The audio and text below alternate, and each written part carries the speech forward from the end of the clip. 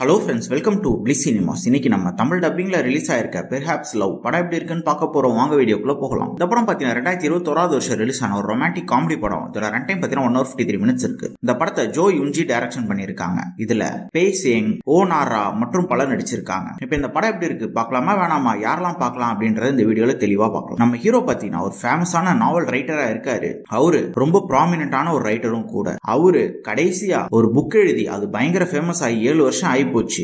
அதனால அவர் சில ஃப்ரஸ்ட்ரேஷன்லயும் இருக்காரு. அவர் அடுத்த புக் எழுதலாம் ட்ரை பண்றாரு, ஆனா அவரால் முடியல. இந்த மாதிரி காலகட்டத்தில் பாத்தீங்கன்னா அவர் ஒரு யங் ரைட்டரை பாக்குறாரு, அவங்களோட ஃப்ரெண்டும் ஆகுறாரு. அதுக்கப்புறம் ஒரு வாழ்க்கையில என்னென்ன சுவாரஸ்யமான சம்பவம் நடக்குது, கடைசியில என்னதான் ஆச்சு அப்படின்றது தான் இந்த படத்தோட முழு கதையே. இப்ப இந்த படத்தோட பாசிட்டிவ் நெகட்டிவ் பத்தி பார்க்கலாம். பாசிட்டிவ் கண்டிப்பா ஸ்டோரி பிளாட்டை சொல்லலாம். ஒரு ரொமான்டிக் காமெடி படத்துக்கு என்ன ஸ்டோரி பிளாட் வேணுமோ அதை ரொம்ப நீட்டாவே பிரசன்ட் பண்ணிருக்காங்க. அதை பெர்ஃபார்மன்ஸ் வைஸும் ஹீரோவும் ஹீரோயின் ஒரு அல்டிமேட்டான பெர்ஃபார்மன்ஸே கொடுத்திருக்காங்க. அதே மாதிரி படத்தில் நடிச்சிருக்க எல்லாருமே ஒரு நீட்டான பெர்ஃபார்மன்ஸே கொடுத்திருக்காங்க. கேரக்டர் ரேட்டிங் பாத்தீங்கன்னா 2 பேர் கேரக்டருமே அல்டிமேட்டா இது எடுத்திருக்காங்க. இவங்களை ஃபாலோ பண்ணாலே இந்த படத்தை பார்த்து நம்ம முடிச்சிடலாம். டெக்னிக்கல் ஆஸ்பெக்ட்ஸ்ல பாத்தீங்கன்னா படம் நல்லாவே இருக்கு. சினிமாட்டோகிராஃபிலாம் நல்லா கலர்ஃபுல்லா பண்ணி கொடுத்திருக்காங்க.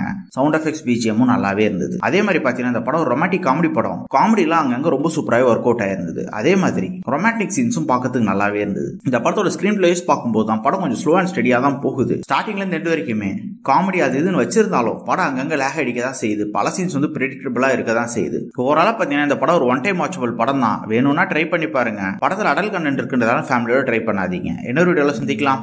தேங்க்யூ.